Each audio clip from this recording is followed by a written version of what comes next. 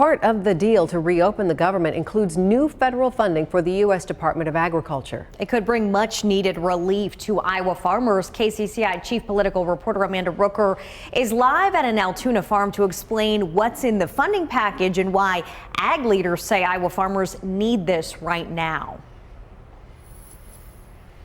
Well, Laura and Stacy, Iowa farmers say planning ahead requires certainty, and that's been hard to find through weeks of this government shutdown and months without a farm bill. They say this new funding package is a temporary fix, but they warn it's not quite the long-term solution that Iowa farmers need. The combines are parked and the fields are quiet. With most of the harvest complete across Iowa, farmers are turning their focus to next season's crop. That means trying to buy inputs at a reasonable price. It means trying to secure our seed and chemicals. Aaron Lehman leads the Iowa Farmers Union. He says farmers are struggling to stay afloat. Most farmers are losing money on every acre that they're growing corn, every acre that they're growing soybeans right now. With all this uncertainty, it's important for farmers to have some security. That uncertainty spiked in September when an extension of the Farm Bill expired.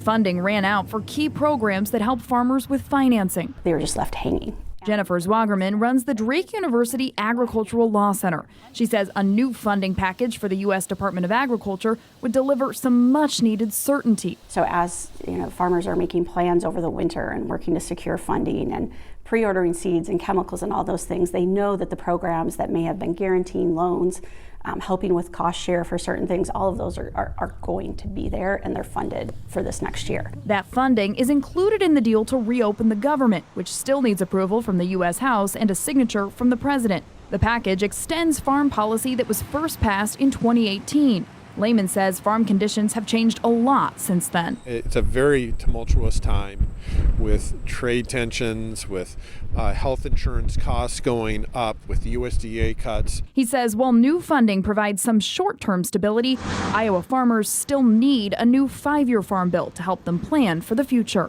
This is only a good move if it moves us closer to a real updated farm bill that provides real stability for the entire food system. Now, another piece of this funding package means that SNAP funding will be locked in through September of 2026 if this U.S. Department of Agriculture funding plan passes. And that means that even if there were to be another government shutdown within this next year, people who rely on their SNAP benefits would not have to go without during that.